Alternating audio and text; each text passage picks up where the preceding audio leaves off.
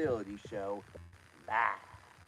This week, coming to you from my RV. Sorry about the voice, I have a bit of a cold, but that's not going to stop me from giving you your weekly dose of live fun. So,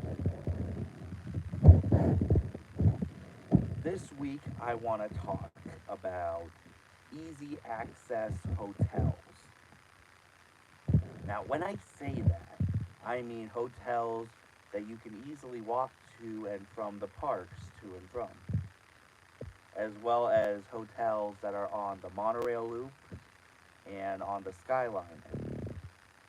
But especially the walkable hotels, say for example, Contemporary to Magic Kingdom, or Beach Club, or Boardwalk to Epcot, or Hollywood Studios.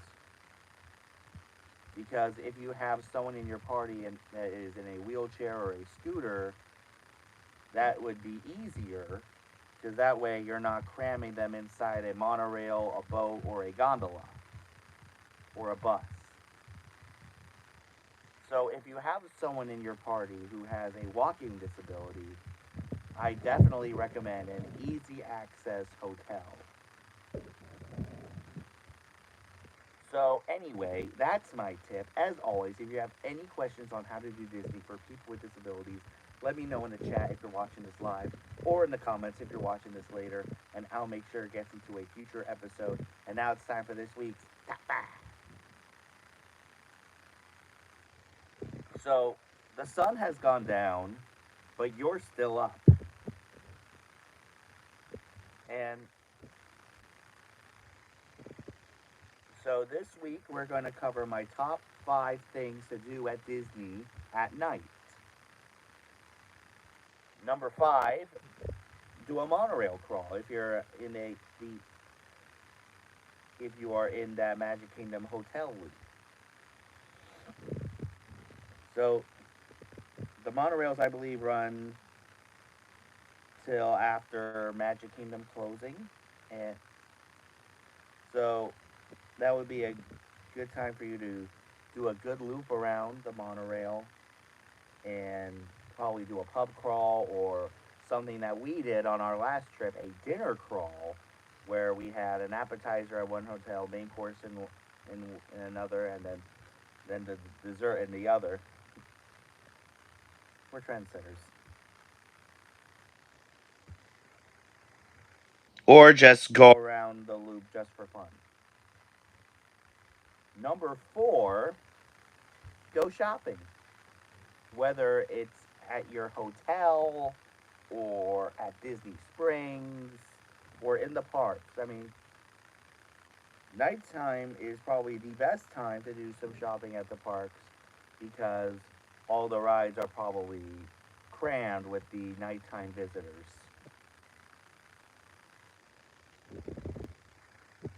Number 3, take a late night dip in the pool. Now,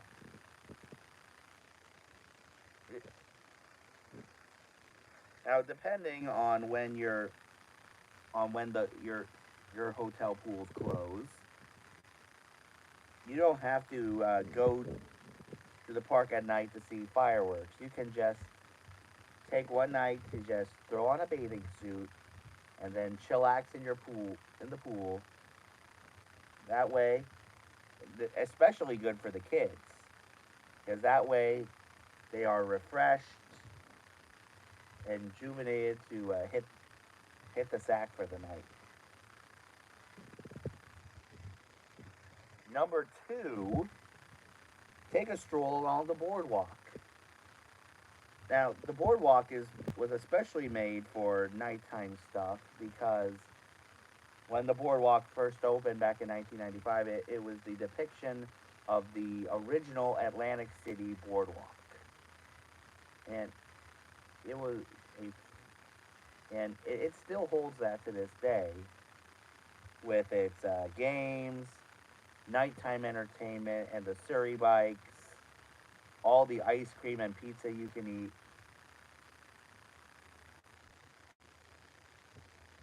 And you gotta love it. And my number one thing to do at Disney at night, something I mentioned earlier, watch the fireworks.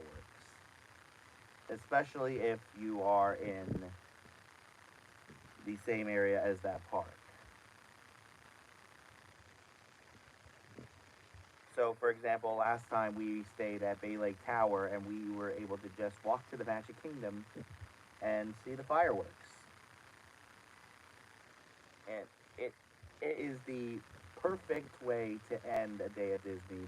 And they always end it with something that they always call their kiss goodnight, which is multiple fireworks going off at once. And there's just nothing like it. It's their way of saying, hope you had a good day, get some rest, because tomorrow more fun begins. So let me know in the chat or in the comments what your favorite thing to do is at night at Disney. And now it is time for Diz or Dat. Sorry. So at D23, we got a whole bunch of upcoming projects that are in the works for both coasts. At Disneyland, they are getting an Avatar Land, which is going to be different from the one in Animal Kingdom. The first ever Coco ride in the park's history, which kind of got me concerned for if it's successful there, what's that going to mean for Grand Fiesta Tour? And of course, an expansion of Avengers Campus, which will feature Avengers Infinity Defense and the Stark Training Simulator, or as I like to call it, the Sum of All Thrills Iron Man edition. And at Walt Disney World, they have the Cars Land and Villains Lands coming to Magic Kingdom, Monsters Inc.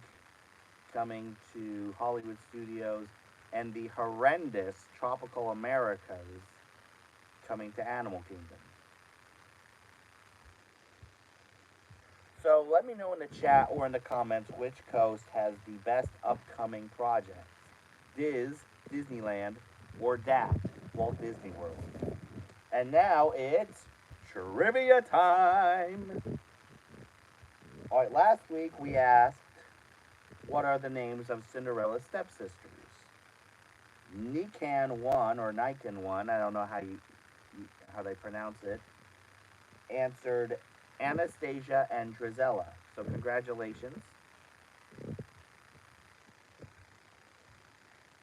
And now here is this week's trivia time question. What is the name of Ariel and Prince Eric's daughter? Be the first one to answer correctly in the chat or in the comments, and you will get 100 cool points.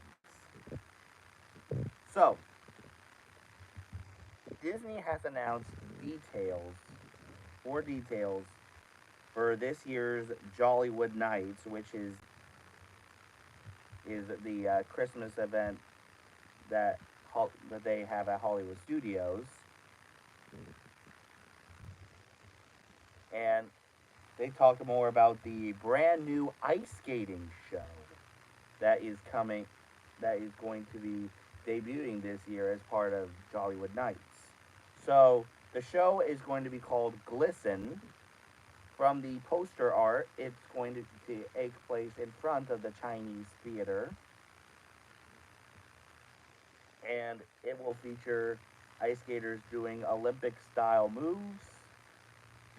And it looks interesting because people in Florida have never experienced ice skating before, so that will be interesting.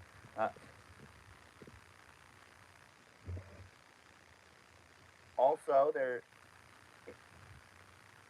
course, they're bringing back I believe they're bringing back the show at the Theater of the Stars with Kermit and Piggy. In addition to that, there's also going to be the Nightmare Before Christmas sing-along show, and the little lounge party at the Tower of Terror. Now, I have said this last year, and I think I'm going to say it this year too. this is another wasted opportunity for Disney to bring back the citizens. I'm just gonna say it. I, I just said it. That's the way I feel. And also during the during Jollywood Nights, Mando, the Mandalorian, will be making appearances in Galaxy's Edge, which is cool.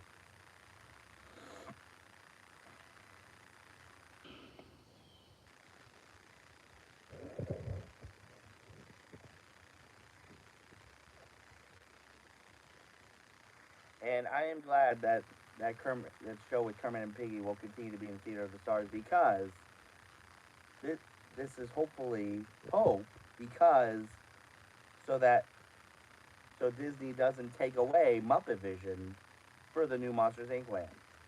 I said it a few weeks ago. I'm going to say it now. They should tear out Launch Bay and put the Monsters Inc. land there. But anyway, Jollywood Nights. If you are going to Hollywood Studio, going during the Christmas season, of course, there's also the Mickey's Very Merry Christmas Party at Magic Kingdom. But also Jollywood Nights. It looks just as amazing. Well, it it wasn't that big of a hit last year, but hopefully it'll be more of a hit this year for Hollywood Studios. You never know. So anyway, that's our show. As I said, if you have any questions on how to do Disney for people with disabilities, let me know in the chat if you're watching this live or in the comments if you're watching this later. I'll make sure it gets into a future episode. For this week's shout outs, make sure you guys check out Nate, aka Paging Mr. Morrow. He does great vlogs from the parks all the time. His family is in town, especially little Ariel. Definitely check his recent vlogs out. Also, make sure you guys check out my buddy Amy over at Rocking at Disney with Amy, or RAD for short. She does great vlogs and live streams of some of the hottest entertainment, not just at Disney, but in Orlando in general. Definitely check her out. Also, make sure you guys check out John, the Big Fat Panda.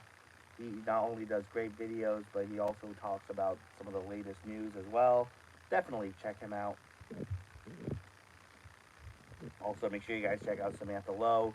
She has been doing, and she has been live streaming some of the concerts at the E to the B for Food and Wine. Definitely check her out as well. If you haven't subscribed here yet to the Big John Network, what in the Walt Disney World are you waiting for? And ding the bell for notifications so you never miss a second of the fun. And until next time, Kwahari.